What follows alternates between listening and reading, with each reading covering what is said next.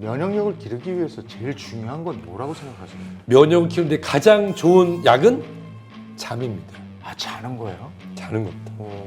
우리가 잠 안 올 때는 또 따끈한 우유를 뭐 한 잔 마셔라, 아니면 뭐 조격을 좀 해라, 어떻습니까? 기본적으로 주무시기 전 3시간 전에는 안 드시는 게 불면증이 있거나 수면장애인들.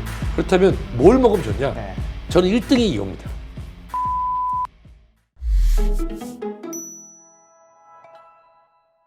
근데 우리나라도 보면 여름철 무더위가 시작되고 이러면은 보양식 챙겨 먹잖아요. 그런 거 보면 여름에는 사람들이 다 좀 비실비실 되는 모양이죠.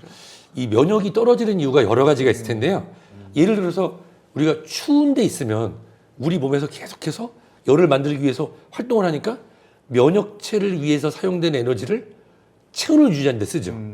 똑같은 겁니다. 36.5도에서 37.3도의 이 체온을 항상성으로 유지하는데 덥잖아요. 더우면 우리 몸은 땀을 만들어서 체온을 떨어뜨리려고 하죠. 추위에서 체온을 만드는 거나 더위에서 체온을 유지하려고 체온을 떨어뜨리기 위해서 하는 그 과정들로 우리 몸에 있는 에너지를 쓰기 때문에 면역력이 떨어질 수 있고요. 또 한 가지는 최근에는 냉방시설이 아주 잘 돼 있잖아요. 네. 그래서 기온차가 너무 심한 곳에 있다 보니까 우리 몸의 교감신경과 부교감신경에 이런 운동, 체온 조절 중추가 고장 나면서 면역 체계가 작동을 안 하는 경우도 있습니다. 그리고 예전에는 여름 감기는 개도 안 걸린다고 그랬는데 요즘엔 여름에 감기 걸리는 분들 많아요. 에어컨이나 이런 뭐 온도 차이 때문에 그렇습니까? 크게 3가지를 생각할 수가 있는데요. 첫 번째는 우리가 코로나19 시절에 많이 들었던 바이러스 등의 감염 질환이 발생한 원인이 밀집입니다.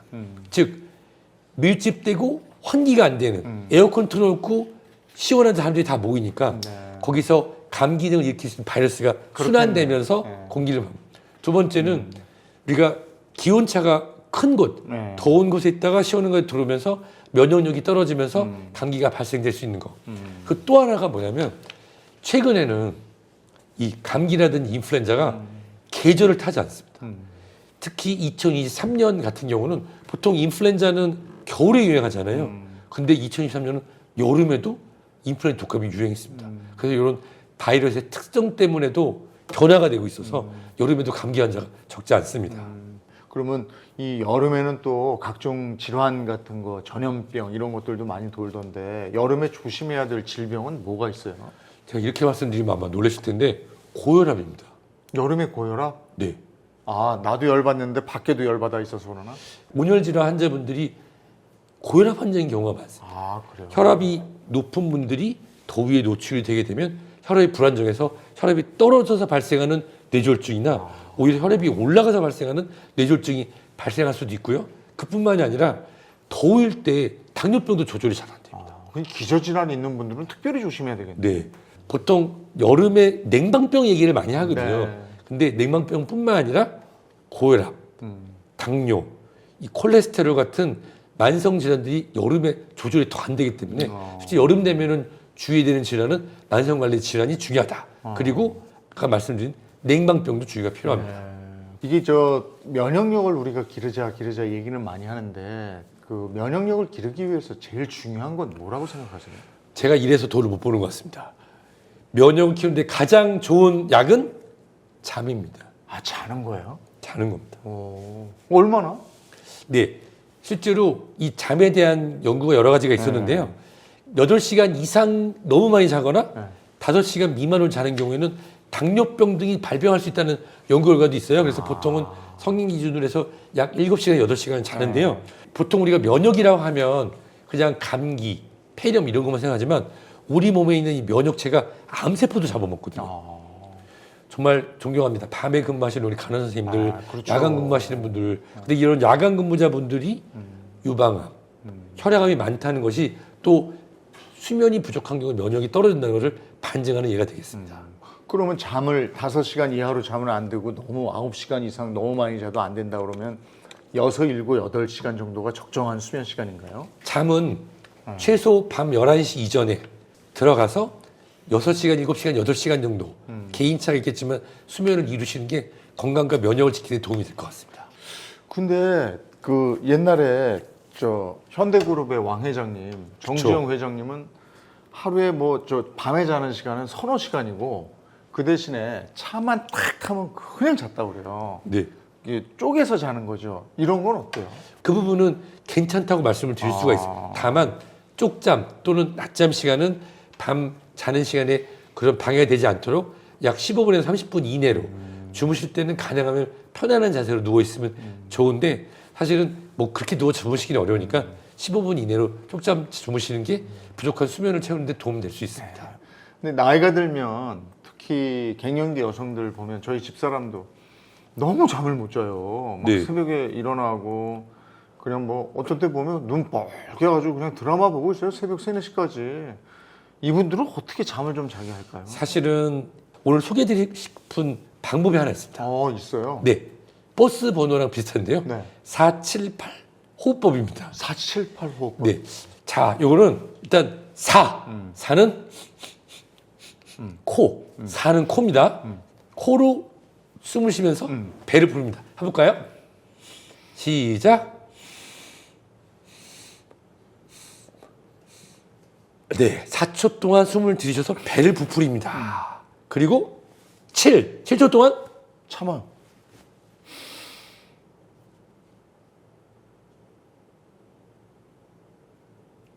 그리고 8초 동안 입으로 내쉬는데 이게 중요합니다. 그냥 하는 게 아니라 마치 풍선 부는 것처럼 작게.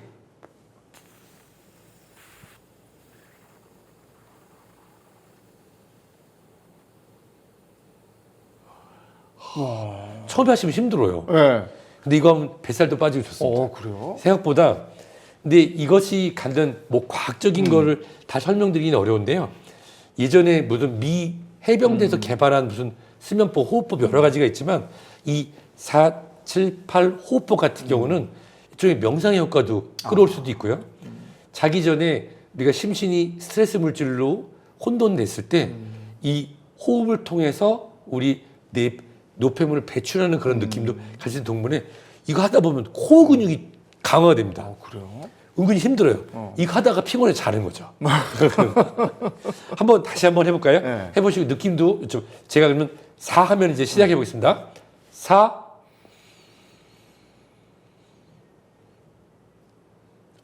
7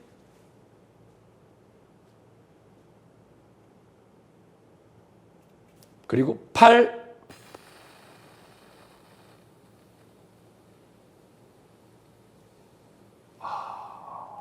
이게 마음이 좀 안정되는 역할을 네. 하는 거예요. 저 졸린데요. 네. 이게 편안한 느낌을 주네요. 네. 큰일 났네. 졸린데요. 이게 어떻게 보면 명상호흡법이네. 478 호흡법. 네, 그렇습니다. 네, 그렇군요. 근데 우리가 잠 안 올 때는 또 따끈한 우유를 뭐 한 잔 마셔라, 아니면 뭐 족욕을 좀 해라, 뭐 이런 것들이 수면에 도움이 된다. 어떻습니까? 어떤 방법이 좋습니까? 이게 실제로 도움이 됩니까? 우선은 또 좋은 음식은 뭐가 있는지도 궁금하고. 저는 일단은 수면에 도움이 안 되는 것부터 말씀드릴게요. 네. 수면에 도움이 안 되는 거 첫 번째 술입니다.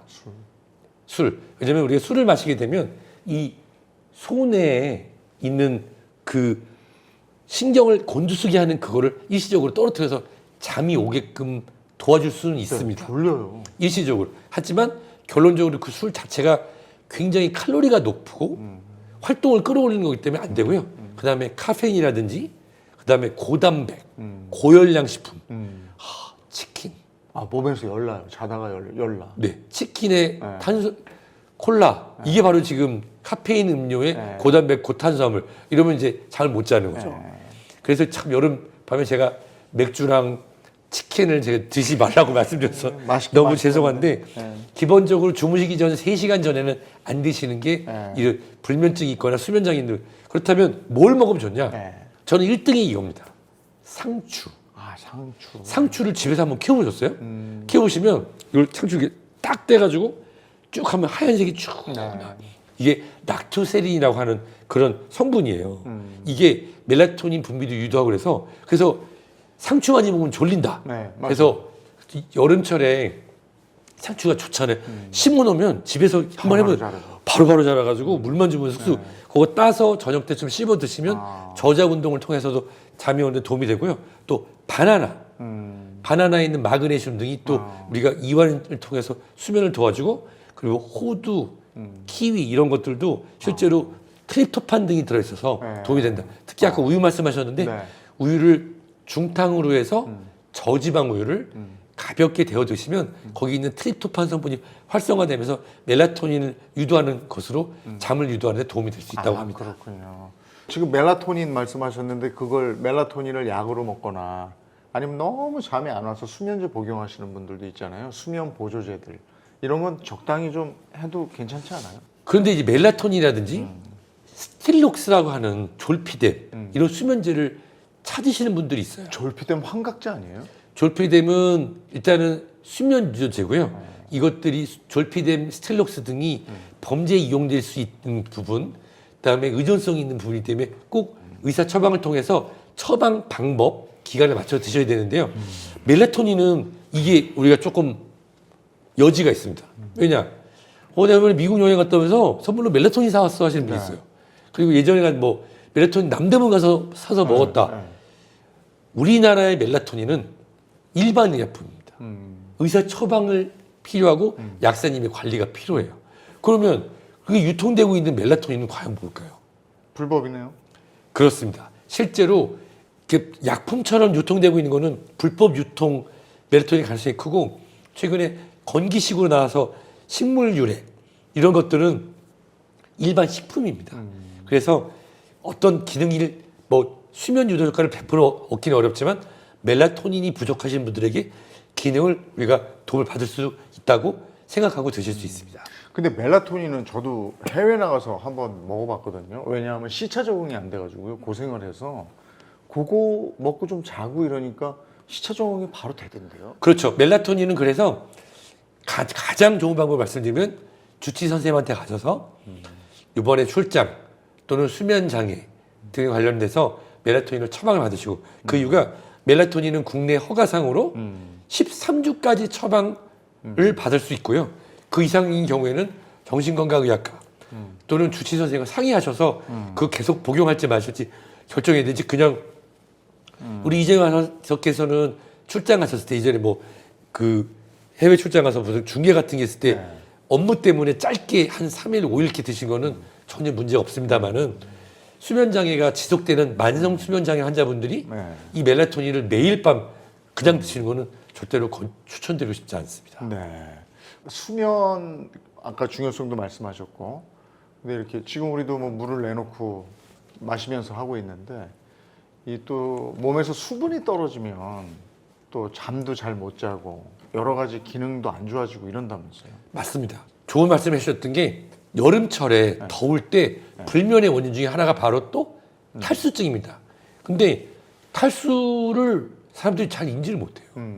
실제로 이 여름철 탈수 자면서 에어컨을 우리가 밤새 틀지 않고 끄면은 우리도 모르는 사이에 땀을 흘리잖아요. 탈수가 되면서 깰 수가 있거든요. 그래서 탈수도 이런 수면 장애, 수면 유지가 안 되는 원인 중에 하나가 될 수 있습니다. 우리가 물을 뭐 하루에 뭐 8리터를 뭐 8컵을 먹어라 뭐 어떻게 해라 이런데 사람마다는 다른 거죠. 그렇습니다. 근데 중요한 거는 나이가 드실수록 갈증을 잘 느끼지 못하세요. 갈증을 느꼈다는 건 이미 우리 몸에서 탈수가 진행되고 있다라고 해서 꼭 갈증을 느끼기 전에도 특히 지금처럼 더운 여름에는 수시로 물을 드시는 게 중요한데요. 보통 세계보건기구 WHO에서는 8잔을 마셔라. 그래서 하루에 뭐 1.5리터, 1.6리터라는 표현을 쓰지만 그거 아세요? 여름철에 축구한 분들 있잖아요. 땀으로만 3, 4리터를 물을 흘릴 수가 있어서 그런 분들은 미리미리 물을 드실 필요가 있고 다만 심혈관 질환, 심부전, 콩팥 질환 그리고 여러 가지 이 뇌신경계 손상 질환이 있는 분들을 제외하고서는 특히 여름철에는 충분하다고 생각할 때까지 충분히 물을 자주 드시는 걸 저는 추천드리고 싶습니다. 이게 숫자 2개가 중요하네. 수분 섭취하고 수면. 맞습니다. 이게 핵심이네요. 맞습니다.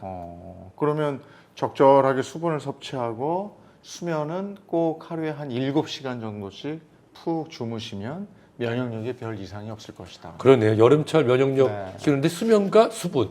네, 거기까지 생각을 못했는데 배웠습니다. 그리고 적절한 예방 접종은 꼭 하셔야 된다. 알겠습니다. 지난 시간과 지금 요 시간까지 해서 우리가 또 건강 정보를 얻어봤습니다. 셀코TV 탐나는 일상, 헛돈 쓰지 않고 면역력 높이고 건강 챙기는 방법, 순천향대학교 서울병원 가정의학과 유병욱 교수님과 함께 얘기 나눴습니다. 고맙습니다. 네, 감사합니다. 건강하십시오.